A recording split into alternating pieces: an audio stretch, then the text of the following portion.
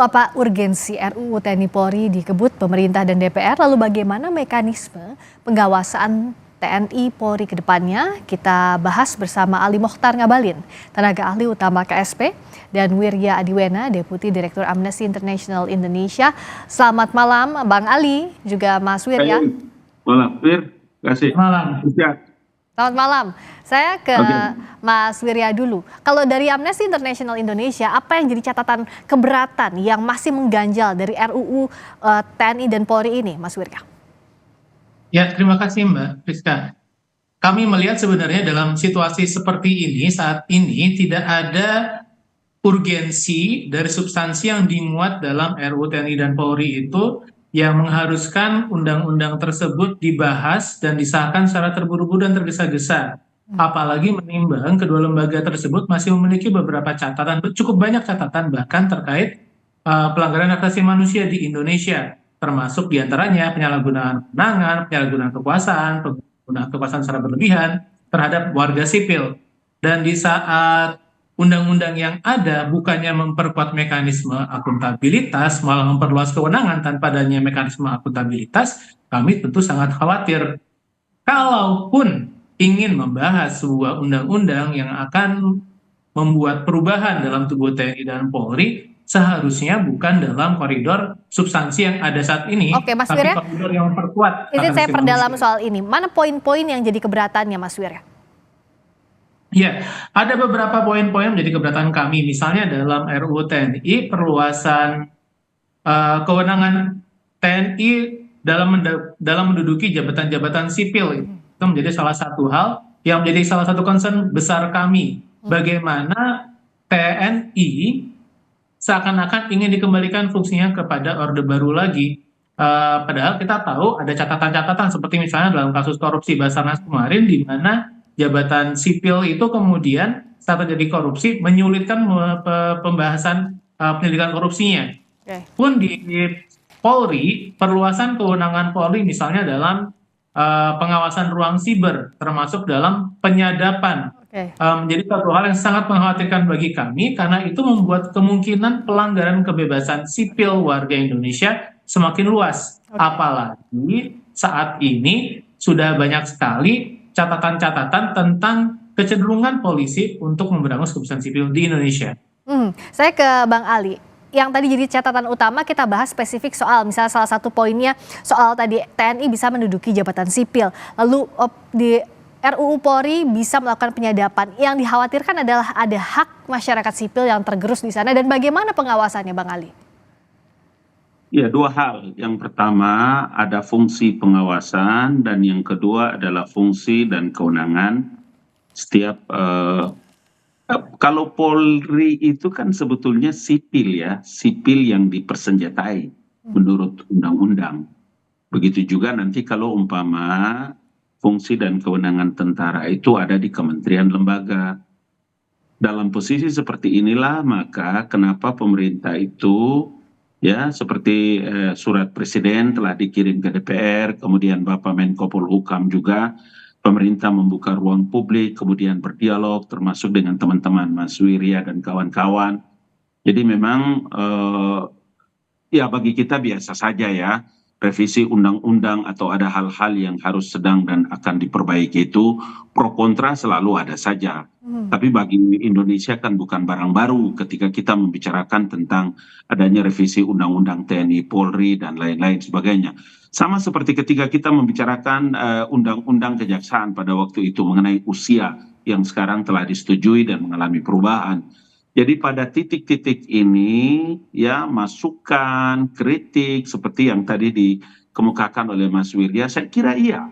Itu boleh saja, itu pandangan-pandangan penting dalam satu konsep demokrasi. Tapi jangan lupa umpama seperti polisi ini kan usulan rancangan undang-undang yang usulan inisiatif Dewan Perwakilan Rakyat Republik Indonesia. Umpama nih seperti polisi, dengan kemajuan teknologi ya cyber seperti hari ini, kita pada satu sisi menuntut loh, apa fungsi dan kewenangan polisi untuk bisa melakukan tindakan-tindakan yang kira-kira bisa mengawasi, menjaga ruang publik ini dengan hal-hal yang terkait dengan tindak pidana kriminal atau tindak pidana lain-lain yang terkait dengan cyber. Coba, di mana kewenangan polisi untuk bisa melakukan tindakan itu? Satu, poin inilah yang menurut saya juga menjadi pertimbangan. Kami juga di kantor staf Presiden, kemarin Pak Muldoko ya, selaku Jenderal Muldoko, Kepala Staf Kepresidenan, mengundang kami kemudian membicarakan banyak hal, termasuk di dalamnya adalah poin-poin apa yang kira-kira untuk harus kita ikut memberikan mitigasi kepada publik, menyampaikan kepada publik tentang rencana revisi undang-undang ini. Jadi saya setuju bahwa ada poin-poin yang harus kita kritisi, tapi kita juga harus berbenah hati, kemudian membuka ruang dialog yang bebas terhadap beberapa manfaat-manfaat penting yang kira-kira kehadiran revisi undang-undang baik TNI maupun Polri itu di kementerian, lembaga, dan lain-lain. Oke, tadi kan Mas Wirya menekankan poin-poin garis besarnya yang dikritisi adalah yang mengancam, yang dianggap bisa mengancam kebebasan masyarakat sipil. Ada juga yang menduduki jabatan sipil di dalamnya untuk TNI. Nah, sebenarnya kalau dari dengar pendapat yang sebelumnya juga sudah diadakan bersama Menko Polhukam, masukan-masukan dari masyarakat sipil ini apa, Mas Wirya, terhadap poin-poin tadi? Apakah memang inginnya tidak diakomodasi sama sekali atau diakomodasi dengan catatan tertentu? Ya, bagi kami salah satu hal yang penting itu adalah beberapa ketentuan itu sebaiknya tidak usah dibuat dalam RUU Polri. Beberapa ketentuan terkait dunia digital itu sebaiknya diatur dalam UU ITE atau kebijakan siber secara jelas. Kewenangan masing-masing lembaga negara dalam mengelola ruang siber memang perlu diatur, tapi kita harus berhati-hati saat kita memberikan kewenangan-kewenangan tersebut kepada Polri. Salah satu kritik yang kami berikan kepada RUU Polri saat ini adalah kemungkinan menjadikan lembaga ini sebagai super body. Super body itu artinya bukan hanya kewenangannya luas, tapi mekanisme akuntabilitasnya kecil. Seperti itu. Jadi daripada kita kemudian memaksakan untuk tadi seperti kata Bang Ngabalin, ada resiko-resiko di dunia digital yang perlu ditanggulangi. Setuju. Belum tentu harus dibahas dalam RUU Polri. Tantangan-tantangan yang ada seperti misalnya akhir-akhir ini kasus yang mengemuka adalah masalah hacker nih. Hacker menyerang data-data yang dimiliki oleh pemerintah. Masalah tersebut bukan masalah yang harus diselesaikan oleh undang-undang. Masalah tersebut adalah masalah yang harus diselesaikan melalui praktik baik keamanan digital, praktik baik kebersihan digital, sesuatu yang belum masuk ke dalam ranah perundang-undangan. Jadi tolong bagi pemerintah. Jadi gini Mas Wirya. Tantangannya yang perlu dijawab oleh sebuah undang-undang sebelum langsung loncat ke dalam undang-undang itu sendiri. Oke, saya kasih kesempatan Bang Ali tadi menjawab poin yang tadi. Memang susah bagi kita ketika kita membicarakan hal, kan begini, Undang-Undang Polri ini dibuat, ditetapkan tahun 2022. Periode saya DPR itu 2004.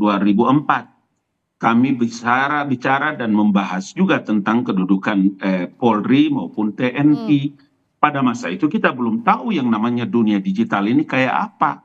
Tapi kalau kita mau jujur dan terbuka melihat betapa luar biasa yang namanya medsos dengan media digital ini kan berbeda dengan Mbak Friska punya Kompas TV ini, media mainstream. Kalau digital dengan media sosialnya, siapa yang bisa punya kemampuan untuk bisa mengawal kemudian di dunia itu orang melakukan trial by the press, orang menghujat, orang mencaci maki dengan segala macam bentuk. Kewenangan siapa yang bisa melakukan itu?